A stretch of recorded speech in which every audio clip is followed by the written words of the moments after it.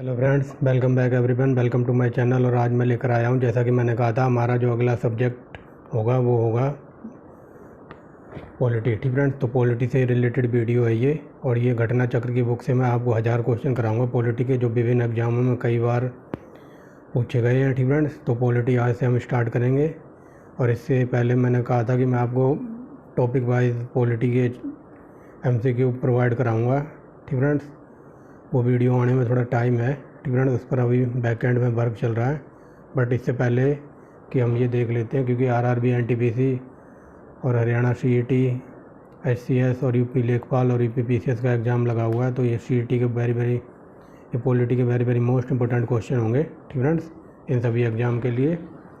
बाकी जो मैं चैप्टर वाइज भी पॉलिटी कराऊंगा आपको, बट उसमें थोड़ा टाइम है अभी। ठीक फ्रेंड्स, जैसे ही वो डाटा प्रिपेयर हो जाएगा तो हम वापस उसकी तरफ चलेंगे चैप्टर वाइज। ठीक फ्रेंड, चैप्टर वाइज पॉलिटी की तरफ। बट उससे पहले जो ये बुक है घटना चक्र की, वेरी मोस्ट इंपॉर्टेंट मानी जाती है ये बुक। तो इसी से हम 1000 क्वेश्चन देखेंगे पॉलिटी के। तो चलिए वीडियो स्टार्ट करते हैं। पहला क्वेश्चन, ठीक फ्रेंड्स, इसमें जो ये व्याख्या वगैरह है ये वेरी मोस्ट इंपॉर्टेंट है। ठीक फ्रेंड्स, पहला क्वेश्चन देखिए। शासन की एकात्मक पद्धति का लाभ है। ठीक फ्रेंड्स, जो शासन की एकात्मक पद्धति का लाभ है तो ये हो जाएगा ऑप्शन नंबर बी। यहाँ पर देखिए दृढ़ राज्य। ठीक फ्रेंड्स, दृढ़ राज्य माने मजबूत राज्य। यहाँ देखिए अब एक्सप्लेनेशन में। ठीक फ्रेंड्स, एक्सप्लेनेशन में देखिए, शासन की एकात्मक पद्धति में केंद्र सर्वोपरि होता है, जो कि राज्य को सुदृढ़ता प्रदान करता है। ठीक फ्रेंड्स, देख लीजिए यहाँ ये बताया जा रहा है कि जो शासन पद्धति में है वो केंद्र मतलब सेंटर में होता है और वो सर्वोपरि होता है, सबसे ऊपर। और जो केंद्र होता है वो राज्यों को मजबूतता प्रदान करता है। ठीक फ्रेंड्स, वो बात बताई जा रही है, इसलिए ऑप्शन नंबर हमारा बी हो जाएगा। ठीक फ्रेंड्स, आगे चलिए दूसरा क्वेश्चन देखिए। निम्नलिखित में से किस देश का संविधान अलिखित है? ठीक फ्रेंड्स, किस देश का संविधान अलिखित है? तो बताइए, ये हो जाएगा UK का। Very most important. ठीक फ्रेंड्स, UK का। आगे चलते हैं, तो ये व्याख्या देखिए। ठीक फ्रेंड्स, ये व्याख्या देखिए। UK यानी ब्रिटेन का संविधान अलिखित है तथा यहाँ संसदीय परंपराओं के आधार पर शासन होता है। ठीक फ्रेंड्स, USA, पाकिस्तान और भारत का संविधान लिखित है। ठीक फ्रेंड्स, तो आप इस पर भी नज़र मारते रहिए जो व्याख्या मैं बता रहा हूँ। ठीक फ्रेंड्स, तीसरा क्वेश्चन देखिए, वेरी मोस्ट इंपॉर्टेंट है। तीसरे क्वेश्चन में कहता है भारत की संविधान सभा। ठीक फ्रेंड्स, भारत की संविधान सभा कहने पर बनाई गई थी? किसके कहने पर बनाई गई थी? तो ये वेरी मोस्ट इंपॉर्टेंट, ये कैबिनेट मिशन के। ठीक फ्रेंड्स, कैबिनेट मिशन। ठीक फ्रेंड्स, कई बार ये क्वेश्चन पूछा गया कि संविधान सभा किसके कहने पर गठित हुई थी? तो ये हुई थी जब हमारे देश में आया था कैबिनेट मिशन, ये 1946 में आया था। ठीक फ्रेंड्स, याद रखेंगे। ये भी क्वेश्चन पूछा गया कि कैबिनेट मिशन कब आया था? तो 1946। ठीक फ्रेंड्स, थोड़ा बड़ा कर लेते हैं, अब दिखाई दे रहा होगा। ठीक फ्रेंड्स, अब देखिए, तो यहाँ पढ़िए भारत का संविधान। ठीक फ्रेंड्स, भारत का संविधान गठन। ठीक फ्रेंड्स, भारत का संविधान का गठन कैबिनेट मिशन योजना द्वारा सुझाए गए प्रस्तावों के तहत हुआ था। ठीक फ्रेंड्स, 1946। ठीक फ्रेंड्स, संविधान सभा का गठन संविधान के निर्माण के लिए किया गया था। ठीक फ्रेंड्स, समझ गए हो गए। आगे चलते हैं, क्वेश्चन देखिए। ठीक फ्रेंड्स, चौथा क्वेश्चन देखिए, भारत की संविधान सभा के अध्यक्ष कौन थे? वेरी मोस्ट इंपॉर्टेंट, तो ये थे डॉक्टर राजेंद्र प्रसाद। ठीक फ्रेंड्स, अब चलते हैं क्वेश्चन नंबर 5वें की तरफ। तो 5वां क्वेश्चन देखिए। ठीक फ्रेंड्स, इस बुक में भी मतलब सिक्वेंस वाइज ही दिया हुआ है। ठीक फ्रेंड्स, बट आपको मैंने जैसे कहा कि मैं चैप्टर वाइज कराऊंगा। ठीक फ्रेंड्स, इस बुक में भी सिक्वेंस वाइज दिया हुआ, पहले हम इसी को निपटा लेते हैं। पहला जो हमारा टॉपिक चल रहा है भारतीय संविधान। ठीक फ्रेंड्स, इसमें सारे संविधान से रिलेटेड क्वेश्चन होंगे, उसके बाद आगे बढ़ेंगे। ठीक फ्रेंड्स, तो देखिए यहाँ देखिए। ठीक फ्रेंड्स, भारतीय संविधान सभा के अध्यक्ष राजेंद्र प्रसाद थे। ठीक फ्रेंड्स, दूसरी लाइन में देखिए। ठीक फ्रेंड्स, दूसरी लाइन में कहा गया है दिसंबर। ठीक फ्रेंड्स, 9 दिसंबर 1940 को संविधान सभा द्वारा सच्चिदानंद सिन्हा को स्थायी अध्यक्ष चुना गया था। जबकि ठीक फ्रेंड्स, वेरी मोस्ट इंपॉर्टेंट है, कई बार क्वेश्चन ये पूछा जाएगा कि संविधान सभा की पहली बैठक कब हुई थी? तो ये हुई थी 9 दिसंबर। ठीक फ्रेंड्स, ये लिखा है ना 9 दिसंबर। और इसमें जो अस्थायी अध्यक्ष थे ये थे सच्चिदानंद सिन्हा, ये अस्थायी थे। ठीक फ्रेंड्स, और फिर दूसरी बैठक होती है कि 2 दिन के बाद, यानी कि 11 दिसंबर को होती है। तो इसमें राजेंद्र प्रसाद को स्थायी अध्यक्ष बनाया जाता है। ठीक फ्रेंड्स, वेरी मोस्ट इंपॉर्टेंट है, इसके हर एक पैरे से इस पैरे के हर एक लाइन से क्वेश्चन बना है। ठीक फ्रेंड्स, तो ये निर्वाचित हो जाते हैं अध्यक्ष और दूसरी लास्ट लाइन देखिए, राजेंद्र प्रसाद भारत के प्रथम राष्ट्रपति थे। ठीक फ्रेंड्स, आगे चलते हैं। 5वां क्वेश्चन देखिए, निम्नलिखित में से भारतीय संविधान का अध्यक्ष कौन था? तो बताइए। यह भी बताया ना कि राजेंद्र प्रसाद थे। ठीक फ्रेंड्स, इसकी व्याख्या हम पढ़ चुके हैं। आगे चलते हैं। राजनीतिक समता पाई जाती है। ठीक फ्रेंड, राजनीतिक समता कहाँ पाई जाती है बताइए? तो हो जाएगा ऑप्शन नंबर बी, सार्वभौमिक वयस्क मताधिकार में। ठीक फ्रेंड्स, आगे चलते हैं। 7वां क्वेश्चन देखिए, धर्मनिरपेक्ष राज्य किसे कहते हैं? तो ऑप्शन नंबर ए, जिसका अपना कोई धर्म ना हो। Very very most important. ठीक फ्रेंड्स, ये देखिए, ये जो शब्द था ना धर्मनिरपेक्ष, ये 42वें संविधान संशोधन के द्वारा 1976 में हमारे संविधान में जोड़ा गया था। ठीक फ्रेंड्स, आगे देखिए 8वां क्वेश्चन, भारतीय संविधान केवल सरकार के लोकतांत्रिक रूप की कल्पना नहीं करता। ठीक है, बल्कि यह लोकतांत्रिक समाज की भी कल्पना करता है, क्योंकि यह इसकी विचारधारा से ओतप्रोत है। ठीक है, तो बताइए। तो इसमें सीक्वेंस में लगाना है। ठीक है, तो सीक्वेंस में लगा दीजिए। ठीक फ्रेंड्स, देखिए सीक्वेंस में कैसे आएगा, ये चारों सीक्वेंस में ही लगे हुए हैं। ठीक फ्रेंड्स, इसकी विचारधारा है पहला न्याय। ठीक फ्रेंड्स, स्वतंत्रता, समता और भाईचारा। ठीक फ्रेंड्स, ये ऑलरेडी इनमें से कौन सा कोड सही है? ये ऑलरेडी चारों सुमेलित हैं। ऑप्शन नंबर डी हो जाएगा। ठीक फ्रेंड्स, तो आगे चलते हैं। आगे देखिए। ठीक फ्रेंड्स, ये very very most important question है, देख लीजिए, हर एग्जाम में कहीं ना कहीं पूछा हुआ है, खासकर CGL। ठीक फ्रेंड्स, CGL हो गया, ग्रुप सी, ग्रुप डी के एग्जाम में। ठीक फ्रेंड्स, तो आगे देखिए, यहाँ भारतीय संविधान की प्रस्तावना में केवल सरकार लोकतांत्रिक रूप की कल्पना नहीं करती, बल्कि वह लोकतांत्रिक समाज की भी कल्पना करती है, क्योंकि यह न्याय, स्वतंत्रता, समानता और बंधुत्व, भाईचारा की विचारधारा से ओतप्रोत है। ठीक फ्रेंड्स, ये 4 वर्ड हैं। आगे देखिए, संविधान के अंतर्गत भारतीय लोकतांत्रिक के आदर्शों को हम कहाँ देख सकते हैं? तो ये हम प्रस्तावना में देख सकते हैं। ठीक फ्रेंड्स, आगे चलिए। संविधान की प्रस्तावना में भारत को निम्नलिखित रूप में घोषित किया गया है, तो बताइए। तो संविधान की प्रस्तावना में लिखा होगा, एक प्रभु सत्ता संपन्न समाजवादी धर्मनिरपेक्ष लोकतांत्रिक गणराज्य। ठीक फ्रेंड्स, ऑप्शन नंबर सी हो जाएगा, ये देख लीजिए। ठीक फ्रेंड्स, आगे चलते हैं। ठीक फ्रेंड्स, आगे चलते हैं। 11वां नंबर देखिए, भारतीय गणतंत्र की यथार्थ संवैधानिक स्थिति 26 जनवरी 1950 को संविधान लागू होने के समय क्या थी? तो बताइए, ये क्या थी? ठीक फ्रेंड्स, तो अभी ये ऑप्शन नंबर बी। ठीक फ्रेंड, एक प्रभु संपन्न, ठीक फ्रेंड, प्रभुता संपन्न और प्रजातांत्रिक गणराज्य। ठीक फ्रेंड, जब ये हमारा संविधान लागू हुआ था तब ये थी इसकी कंडीशन, एक प्रभु सत्ता संपन्न और सामाजिक गणराज्य। ठीक फ्रेंड, गणतंत्र। आगे चलते हैं। क्वेश्चन नंबर 12वां देखिए, भारतीय संविधान की प्रस्तावना निम्नलिखित में से वह शब्द कौन सा है जिसको 42वें संविधान संशोधन में नहीं जोड़ा गया? ठीक फ्रेंड, तो ये हो जाएगा, समाजवादी जोड़ा था, पंथनिरपेक्ष जोड़ा था, निष्ठा और गरिमा, ये नहीं जोड़े गए थे। ठीक फ्रेंड्स, ऑप्शन नंबर सी और डी आंसर हो जाएंगे। आगे चलिए। 13वां क्वेश्चन देखिए, संविधान की प्रस्तावना में भारत को कहा गया है, तो बताइए भारत को क्या कहा गया है? तो ये भी हम करके आए ना ऊपर। ठीक फ्रेंड्स, सर्वसत्ताधारी, सामाजिक, धर्मनिरपेक्ष, लोकतांत्रिक गणराज्य। ठीक फ्रेंड्स, देख लीजिए, ये कई बार क्वेश्चन घुमा फिरा के यहीं से पूछ लिए जाते हैं। आगे देखिए। ठीक फ्रेंड्स, संविधान बनाते समय निम्नलिखित में से कौन सा आदर्श प्रस्तावना में शामिल नहीं किया गया था?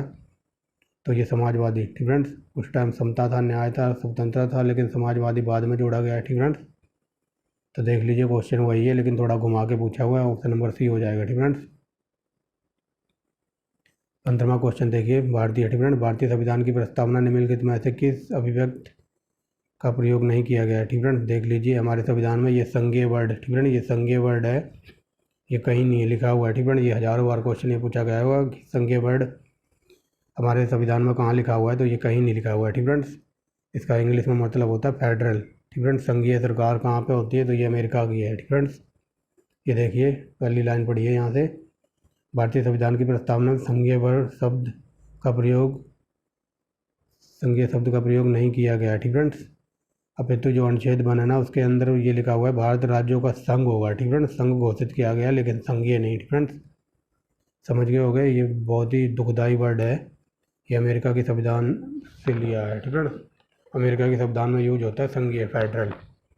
16वां क्वेश्चन देखिए, अब तक भारत के संविधान में उद्देशिका में कितनी बार संशोधन किया जा चुका है, ठीक है। तो ये option number A, very very most important, और ये हुआ था, यहाँ देखिए फ्रेंड्स, वर्ष 1976 में 42वें संविधान संशोधन अधिनियम द्वारा उद्देशिका में समाजवादी, पंथनिरपेक्ष और अखंडता शब्दों को जोड़ा गया, ठीक है। एक बार इसमें संशोधन हुआ है। आगे देखिए 17वां क्वेश्चन, ठीक है। ये वेरी वेरी मोस्ट इंपॉर्टेंट है।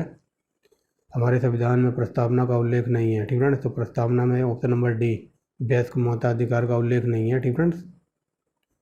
आगे चलते हैं, वयस्क मताधिकार का उल्लेख कहाँ पर है, तो ये है यहाँ पर अनुच्छेद 326 में, ठीक है। आगे देखिए, संविधान के निर्माताओं के मनोभाव और आदर्श प्रतिबिंबित होते हैं, तो ये उद्देशिका में, ठीक है।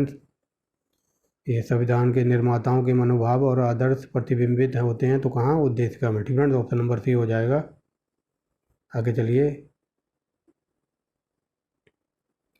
तो यहाँ से देखिए, ठीक है, क्वेश्चन नंबर 18, ठीक है। 18 देखिए, भारत के संविधान में संघीय शब्द का प्रयोग कहाँ किया हुआ है, ठीक है। तो ये ऑप्शन नंबर डी है। अभी पढ़ा है ना कि ये संघीय वर्ड, ये जो संघीय वर्ड है ये बड़ा दुखदाई है और ये कहीं नहीं है, ठीक है। ये फेडरेशन, यहाँ देखिए संविधान का संघ, फेडरेशन शब्द का प्रयोग अनुच्छेद 1 के अंतर्गत राज्यों का संघ होगा, ठीक है। यूनियन ऑफ स्टेट, ठीक है, लेकिन ये संघीय वर्ड कहीं यूज नहीं किया है, ठीक है, याद रखेंगे।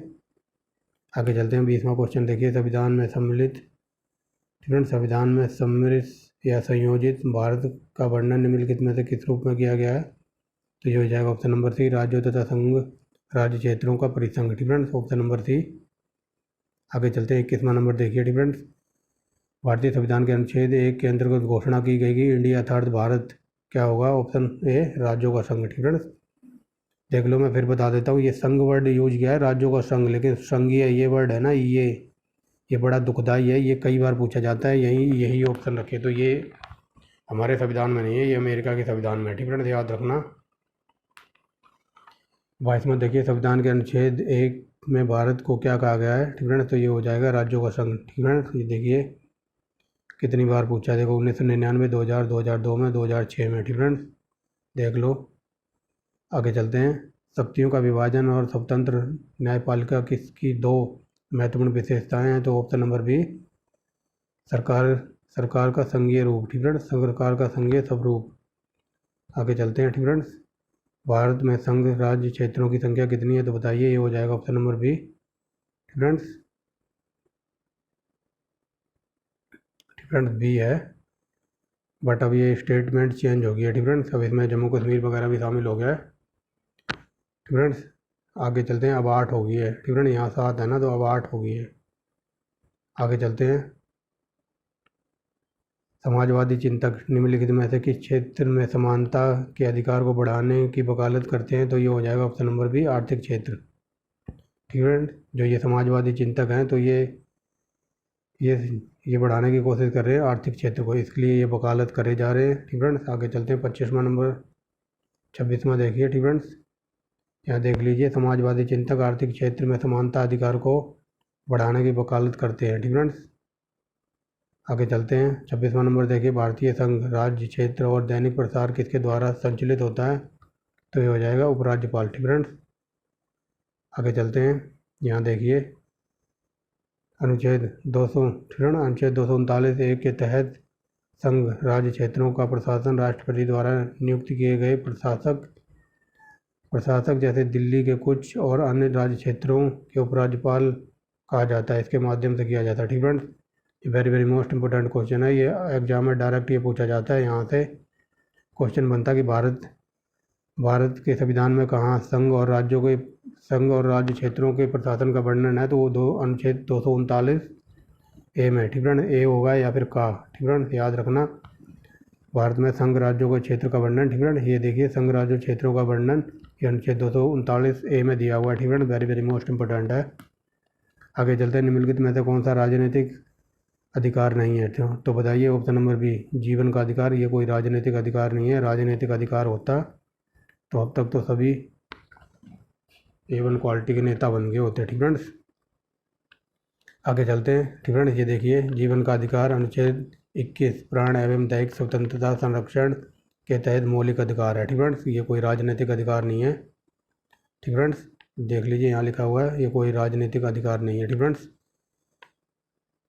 ये बताया जा रहा है कि इसको छोड़ के ये सब राजनीतिक अधिकार है, लेकिन जीवन जीने का अधिकार ये कोई राजनीतिक अधिकार नहीं है। ठीक फ्रेंड्स, समझ गए होंगे। आगे चलते हैं। 28वां नंबर देखिए, निम्नलिखित में से किस सन में भारतीय नागरिकों को मौलिक कर्तव्य संविधान में शामिल किए गए थे? तो बताइए, ये हो जाएगा ऑप्शन नंबर बी। ठीक फ्रेंड्स, ये देख लीजिए ऑप्शन नंबर बी 1976। ठीक फ्रेंड्स, एक बात याद रखना, जब भी संविधान में कुछ चीज़ जोड़ी जाएगी तो वो अनुच्छेद 42 के अंडर आएगी। ठीक फ्रेंड्स, 1976 के, और जब कोई घटाई जाएगी या फिर हटाया जाएगा तो 44वां संविधान संशोधन। ठीक फ्रेंड्स, याद रखना।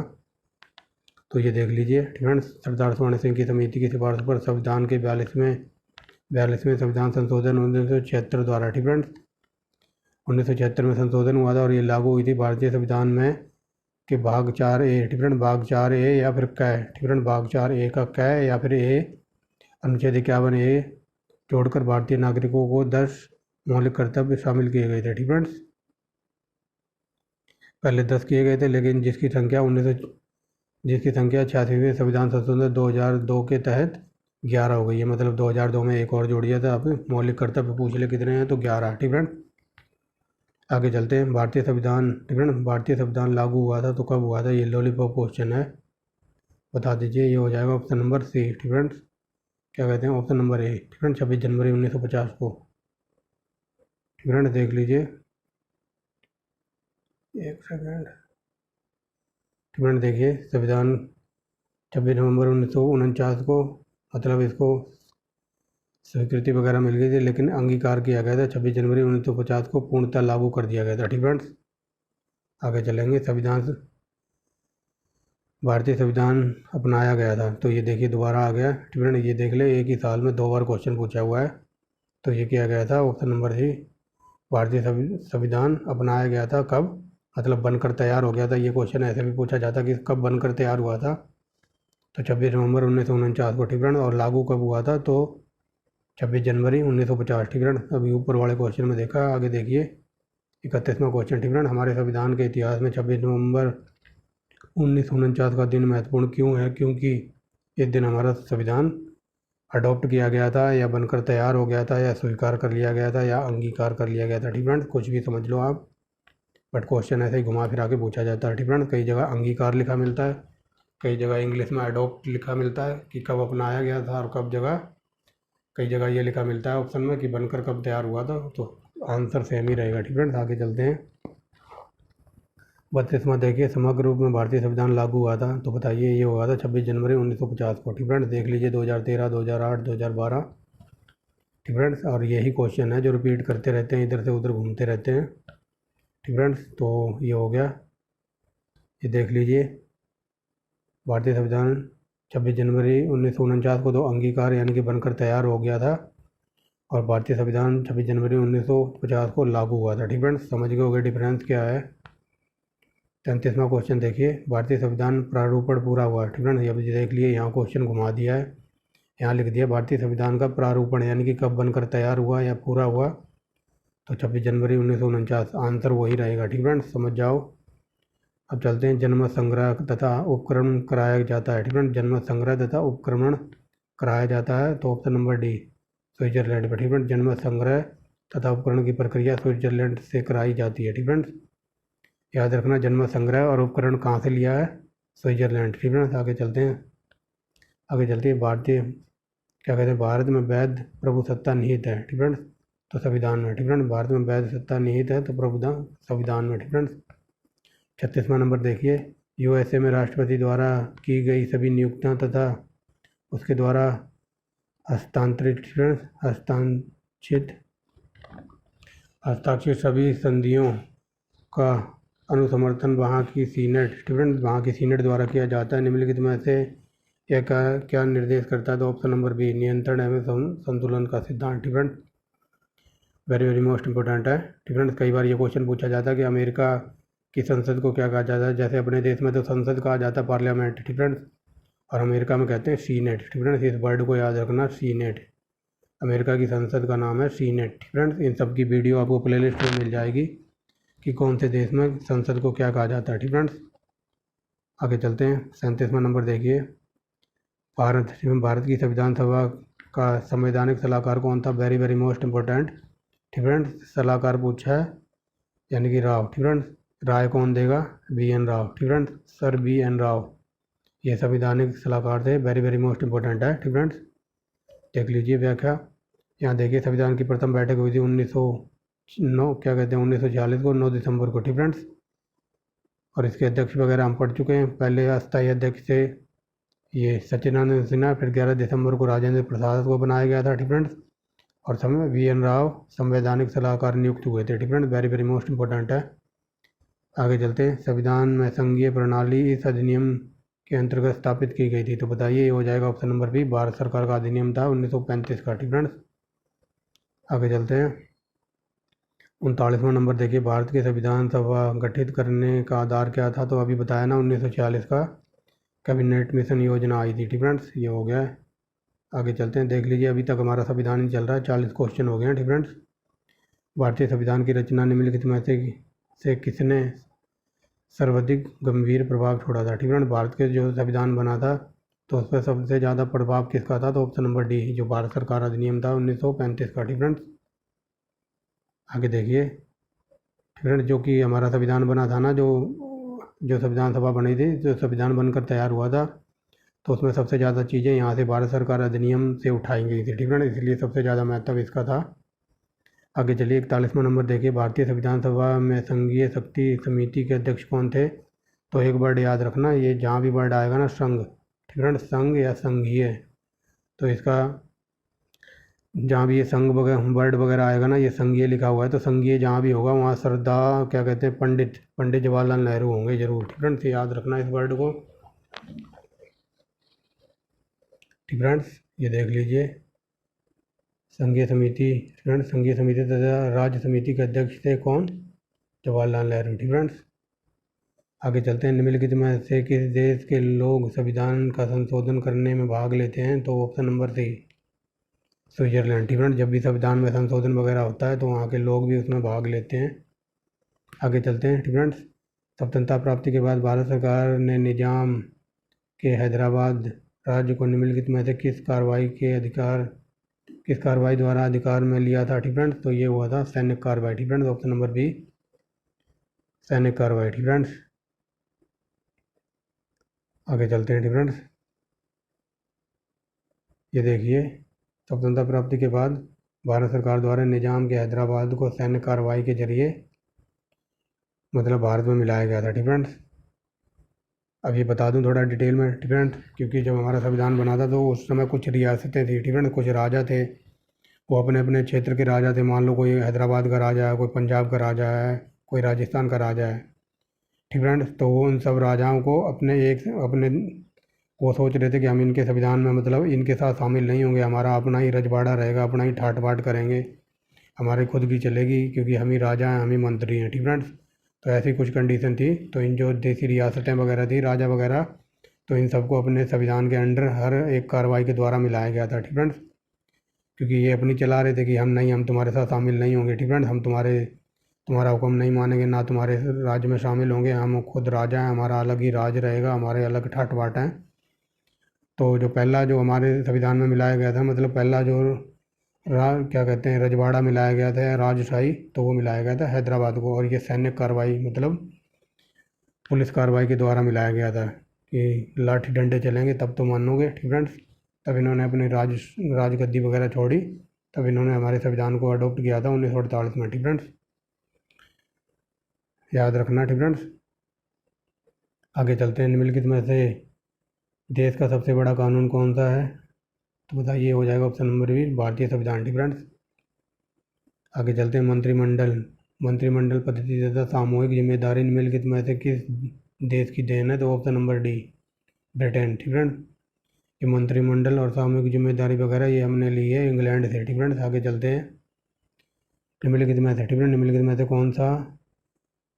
निम्नलिखित में से वह कौन सा देश है जिसका राजाध्यक्ष वंशानुगत उत्तराधिकारी की विधि के अनुसार पद ग्रहण करता है। ठीक फ्रेंड्स, ऑप्शन नंबर डी। ठीक फ्रेंड, ये हो जाएगा जापान। जापान में अभी भी राजतंत्र है, वहाँ पर राजा वगैरह ही राज करते हैं। ठीक फ्रेंड्स, और हमारे देश में ऐसे ही राजा वगैरह राज पहले करते थे, लेकिन इन सबको इनके राजद्रोह इनकी रियासत वगैरह ख़त्म करके सैन्य कार्रवाई के जरिए मिलाया गया था सबसे पहले। ठीक फ्रेंड, हैदराबाद को, उसके बाद मिलाया गया था क्या कहते हैं, जूनागढ़ को। ठीक फ्रेंड्स, तो याद रखेंगे। तो यही बात बताई जा रही है। यहाँ देख लीजिए, जापान में अभी भी सर्वोच्च सत्ता सम्राट के पास है। ठीक फ्रेंड्स, वहाँ राजतंत्र है आज भी। 47वां देखिए, भारत में राजनीतिक शक्ति के स्रोत कौन है? तो ऑप्शन नंबर डी, हम लोग यानी यथार्थ भारत की जनता, इसी में सारी शक्ति निहित है। ठीक फ्रेंड्स, आगे चलते हैं कि जनता रातों रात चाहे किसी को भी मंत्री बना सकती है, किसी को प्रधानमंत्री, किसी को राष्ट्रपति। ठीक फ्रेंड्स, कि हम भारत की जनता में ही सारी शक्ति है। आगे चलते हैं। 48वां नंबर देखिए, भारत का संविधान अपना प्राधिकार किससे प्राप्त करता है? तो ये हो जाएगा ऑप्शन नंबर सी, भारत की जनता से। ठीक फ्रेंड्स, अभी बताया है ना मैंने। ठीक फ्रेंड्स, आगे चलते हैं।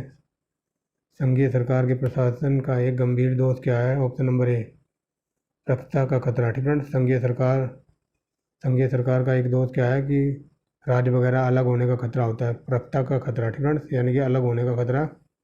यहाँ देखिए ठीक फ्रेंड्स, संघीय शासन में शक्ति व केंद्र एवं राज्यों का बंटवारा होता है। ठीक फ्रेंड्स, ये सब अमेरिका में। ठीक फ्रेंड्स, अमेरिका में मान लो अगर आप रहोगे ना, तो अमेरिका की जो देश है उसकी देश की नागरिकता अलग से लेनी पड़ेगी, और आप जिस भी स्टेट में रहोगे तो स्टेट की नागरिकता अलग से लेनी पड़ेगी। ठीक फ्रेंड्स, इसलिए वहाँ पर राज्य के अलग कानून है और स्टेट के अलग, मतलब देश के अलग हैं, राज्य के अलग हैं। ठीक फ्रेंड्स, वही बात बताई जा रही है। ये देखिए, संघीय शासन में शक्ति का केंद्र एवं राज्यों के मध्य बंटवारा होता है। इसमें प्रभुत्व का खतरा बना रहता है। ठीक फ्रेंड्स, जब मतलब आधी शक्ति राज्य के पास होगी, आधी देश के पास, तो वहाँ खतरा बना रहता है कि ये हमारे से अलग ना हो जाए। ठीक फ्रेंड्स, यही बात बताई जा रही है। आगे चलते हैं। ठीक फ्रेंड्स, सरकार की निम्न प्रणालियों में से किसमें द्विशासन पद्धति की एक अनिवार्य लक्षण है? तो ये हो जाएगा ऑप्शन नंबर सी। ठीक फ्रेंड्स, संघीय प्रणाली में। ठीक फ्रेंड्स, ये देख चुके हैं हम। आगे देखते हैं 51वां नंबर। ठीक फ्रेंड्स, निम्न में से कौन सा संविधान अधिनियम मिनी संविधान कॉन्स्टिट्यूशन माना जाता है? तो ये लॉलीपॉप क्वेश्चन है। 42वां संविधान संशोधन। ठीक फ्रेंड्स, इसको मिनी संविधान भी कहते हैं। आगे चलते हैं। भारत को एक गणराज्य मुख्य रूप से इसलिए माना जाता है, क्यों? क्योंकि यहाँ पर राज्याध्यक्ष का चुनाव होता है। ठीक फ्रेंड्स, राज्याध्यक्ष का चुनाव होता है।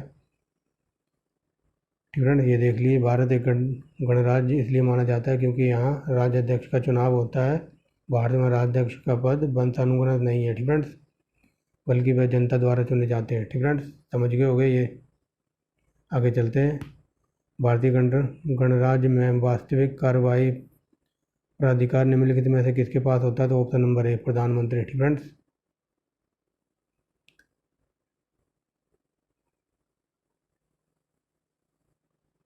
एक सेकेंड। भारतीय गणराज्य में वास्तविक कार्यवाही प्राधिकार निम्नलिखित में से किस में होता है? ठीक फ्रेंड्स, तो चलिए, कहाँ थे हम? ब्रेक के बाद स्वागत है आपका।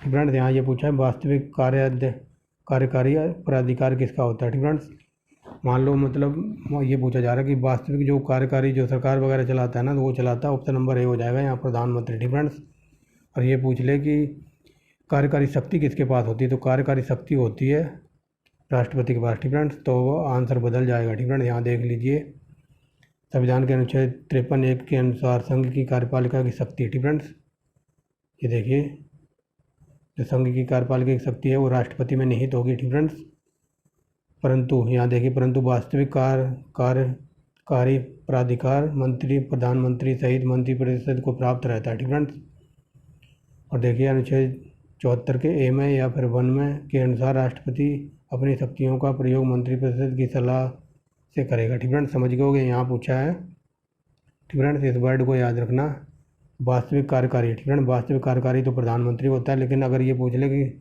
कार्यकारी शक्ति किसके पास होती है, तब आंसर हो जाएगा राष्ट्रपति। ठीक फ्रेंड्स, ये देखिए, कार्यपालिका की शक्ति राष्ट्रपति में निहित होगी। ठीक फ्रेंड्स, समझ गए होंगे डिफरेंस।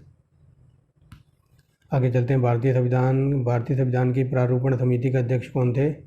तो वेरी वेरी मोस्ट इंपॉर्टेंट है, प्रारूप समिति के अध्यक्ष बताइए। ये हो जाएंगे BR Ambedkar, option number A. ठीक फ्रेंड्स, आगे चलते हैं। भारतीय संविधान की प्रारूपण समिति के अध्यक्ष कौन थे? तो वेरी वेरी मोस्ट इंपॉर्टेंट है, प्रारूप समिति के अध्यक्ष बताइए। ये हो जाएंगे BR Ambedkar, option number A. ठीक फ्रेंड्स, ये देखिए ऑप्शन नंबर ए। ठीक फ्रेंड्स, आगे चलते हैं। ये देखिए भारतीय। ठीक फ्रेंड्स, तो बी आर अम्बेडकर थे। आगे चलते हैं। निम्न में से किसे संसद जननी कहा जाता है? तो ऑप्शन नंबर डी, ब्रिटेन की संसद को, क्योंकि यहीं से संसद वगैरह स्थापित हुई थी। ठीक फ्रेंड्स, आगे चलते हैं। भारत में प्रथम आम चुनाव कब हुए थे, किस वर्ष हुए थे? 51 52 है क्या ऑप्शन में? Option number D. ठीक फ्रेंड्स, आगे चलते हैं। ठीक फ्रेंड्स, देख लीजिए। भारत में प्रथम आम चुनाव 25 अक्टूबर 1951 से 21 फरवरी 1952 के मध्य संपन्न हुए थे। कुल लोकसभा सीटें थी 489। ठीक फ्रेंड्स, आगे चलते हैं। और जिसमें जीत हुई थी कांग्रेस की पार्टी की। कांग्रेस की पार्टी जवाहरलाल नेहरू ने की जीत हुई थी। ठीक फ्रेंड्स, आगे चलते हैं। इसीलिए प्रधानमंत्री बने थे। भारत में एकल नागरिकता की अवधारणा कहाँ से ली गई है? तो ये इंग्लैंड से। ठीक फ्रेंड्स, अमेरिका में दोहरी नागरिकता है, मैंने बता दिया पहले ही।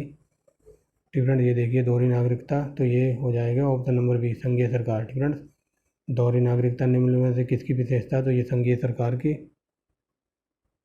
आगे चलते हैं। ठीक फ्रेंड्स, तो यहाँ देखिए। ठीक फ्रेंड्स, 59वां देखिए कौन सा भाग नागरिकता के लिए प्रावधान संबंधित हैं? तो भाग 2 से 11। ठीक फ्रेंड्स, भाग 2 में अनुच्छेद 5 से 11। ठीक फ्रेंड्स, ये क्वेश्चन कई बार यूपीपीसीएस में पूछा हुआ है। यहाँ देख लीजिए भाग 2 और अनुच्छेद 5 से 11। ठीक फ्रेंड्स, इसमें नागरिकता के बारे में बताया गया है।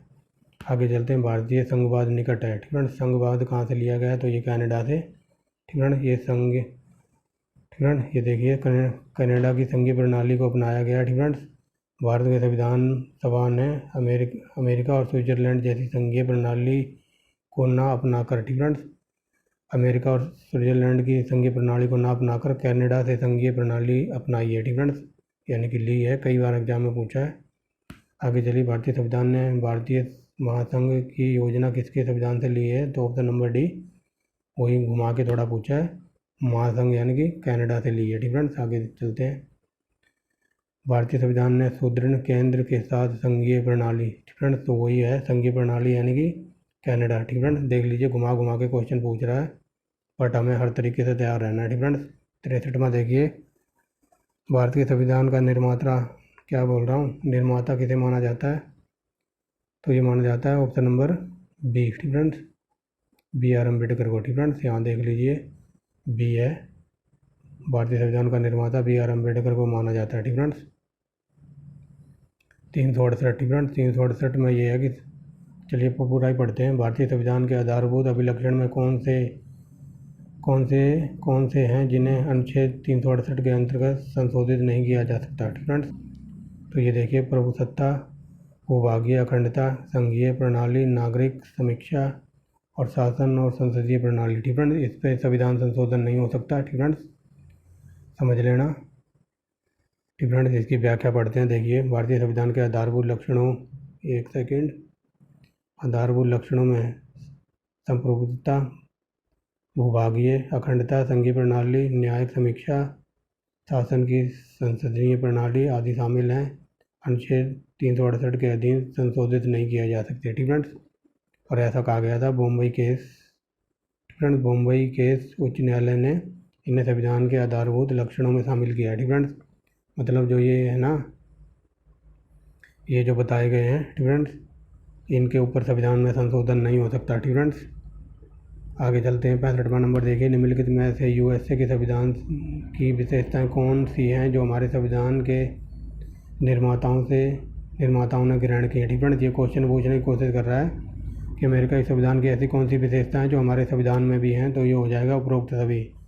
न्यायिक समीक्षा ली है, मौलिक अधिकार लिए हैं, उच्चतम न्यायालय के न्यायाधीशों को हटाने की पद्धति वगैरह, तो ऑप्शन नंबर डी हो जाएगा। ठीक फ्रेंड्स, ये अमेरिका के संविधान से हमने सब कुछ लिया है। आगे चलते हैं। 66वां नंबर देखिए।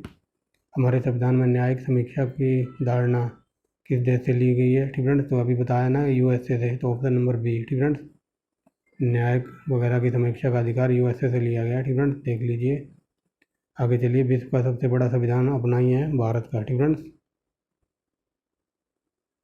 देख लीजिए 395 अनुच्छेद हैं, 8 अनुसूचियाँ हैं। ठीक फ्रेंड्स, और वर्तमान में ये अनुसूचियाँ 12 हो गई हैं। ठीक फ्रेंड्स, जब ये संविधान बना था तब 8 थी, अब 12 हो गई हैं। ठीक फ्रेंड्स, और 400 से प्लस अनुच्छेद हो गए हैं। ठीक फ्रेंड्स, आगे चलते हैं। 68वां नंबर देखिए। किस देश के मामले में संसद संघीय सूची में दिए गए विषयों पर केवल राज्य से परामर्श करके ही विधि निर्माण कर सकती है। तो बताइए ये ठीक फ्रेंड, इस क्वेश्चन को आप डिलीट कर दीजिए क्योंकि अब जम्मू कश्मीर राज्य वगैरह रहा नहीं। ठीक फ्रेंड्स, ये तब का पूछा हुआ है। आगे चलते हैं तो ये देख लीजिए, फिर आ गया अनुच्छेद 370 जम्मू कश्मीर पे लागू था। ठीक फ्रेंड्स, आगे चलते हैं। कोई व्यक्ति अपनी भारतीय नागरिक कोई व्यक्ति भारतीय या नागरिक नहीं होगा। ठीक फ्रेंड्स, कैसे नहीं होगा अभी देखते हैं। ठीक फ्रेंड्स, यहाँ पूछा जा रहा है कोई व्यक्ति भारतीय नागरिक नहीं होगा कैसे? स्वेच्छा से दूसरे देश की नागरिकता ले ले। ठीक फ्रेंड्स, ऑप्शन नंबर सी ही है। ठीक फ्रेंड्स, यहाँ पूछा जा रहा है कि कोई व्यक्ति भारत का नागरिक कैसे नहीं होगा कि अगर मान लो कोई दूसरे देश में चला गया, मान लो कोई ऑस्ट्रेलिया चला गया और वहाँ जाके अपनी मर्जी से ऑस्ट्रेलिया की नागरिकता ले लेगा तो इंडिया की नागरिकता खुद ब खुद ख़त्म हो जाएगी, तो वो भारत का नागरिक नहीं माना जाएगा। ठीक फ्रेंड्स, आगे चलते हैं। स्थानीय सरकारें आधार हैं। ठीक फ्रेंड्स, तो ये लोकतंत्र का है। ठीक friends, very very most important. 72वां नंबर देखिए, स्वतंत्र भारत में निम्नलिखित में से कौन सी प्रणाली लोकतंत्र के वास्तविक आधार के ही विपरीत आती है? ठीक फ्रेंड्स, तो कौन सी थी? ये जाति व्यवस्था। ठीक फ्रेंड्स, ये जाति व्यवस्था है जो लोकतंत्र के विपरीत आती है। आगे देखिए 73वां नंबर। ठीक फ्रेंड्स, लोकतांत्रिक प्रणाली के लिए निम्न में से कौन सा तत्व आवश्यक है? तो ऑप्शन नंबर डी, स्वतंत्र एवं निष्पक्ष चुनाव, अवसर की समानता, अधिकारों का संरक्षण, यानी कि ऑप्शन नंबर डी। ठीक फ्रेंड्स, अब देखते हैं आगे। ठीक फ्रेंड्स, ये देखिए, ये हमारा संविधान यहाँ ख़त्म हो गया। ठीक फ्रेंड्स, अब ये यहाँ से दूसरा चैप्टर शुरू होगा, मूल अधिकार और मूल कर्तव्य। ठीक फ्रेंड्स, मूल अधिकार और मूल कर्तव्य। ठीक फ्रेंड्स, ये हम दूसरे पार्ट में देखेंगे। तो पहला पार्ट हमारा 73 नंबर क्वेश्चन तक था। ठीक फ्रेंड्स, जिसमें हमने संविधान से विभिन्न क्वेश्चन पूछे जाते थे जो डिफरेंट एग्जाम में, वहाँ तक हमने कर लिए हैं। ठीक फ्रेंड्स, यानी कि जब पार्ट दूसरा आएगा इसका तो हम देखेंगे मूल कर्तव्य और मूल अधिकार। ठीक फ्रेंड्स, यानी कि हमने संविधान अपना कंप्लीट कर लिया है, ये देखिए। ठीक फ्रेंड्स, तो वीडियो कैसी लगी तो ये बताना। अगर कंटेंट अच्छा लगे तो आप चैनल को सब्सक्राइब करना, वीडियो को लाइक करना। ठीक फ्रेंड्स, मिलते हैं इसके दूसरे पार्ट में बहुत ही जल्द। ठीक फ्रेंड्स, तो ये हमारी घटना चक्र की वीडियो थी, पहली भारतीय संविधान की। ठीक फ्रेंड्स, तो thanks for watching the video and bye bye.